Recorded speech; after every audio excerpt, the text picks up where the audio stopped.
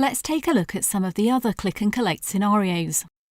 If I try to access click and collect outside of the hours, I'll see a message that the library is not currently supporting this process. If there was no one at the library looking at the staff dashboard, or no one had enabled the session during the hours, there would be a message letting the patron know that it's not currently available but to check back soon.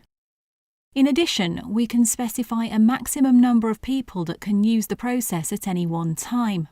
This can be specified as a default but can be changed at any point during the session by selecting Max Queue. You may wish to vary this up and down throughout the day, depending on staff availability. The options for click and collect are configured through the Content Management System, or CMS. So let's take a look at that quickly. In the CMS, each location is listed as a channel within the system. Now, as well as configuring your standard opening hours and other information about the library that would normally appear within the app, we now have a Collection Pickup tab. In this tab, we can enable click and collect for this particular location, and we can specify the active hours for click and collect. Now, these may not always be the same as your standard opening hours if you want to offer this service during a restricted period.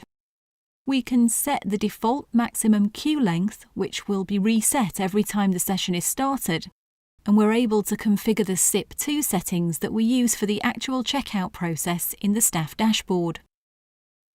Moving on down, we see that we can configure every element of the process that the library member sees for every screen.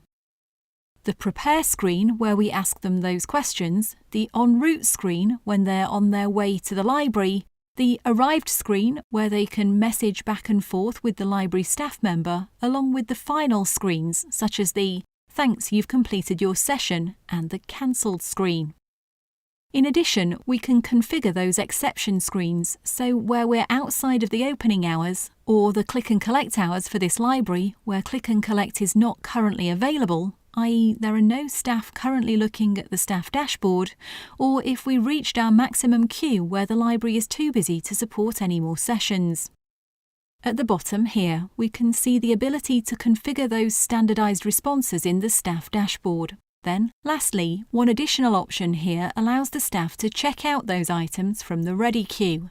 So where we have the 3-column layout, En route, Ready and Arrived, if you wish to allow the staff to check out items to the library members before they have arrived at the library, we can support this option.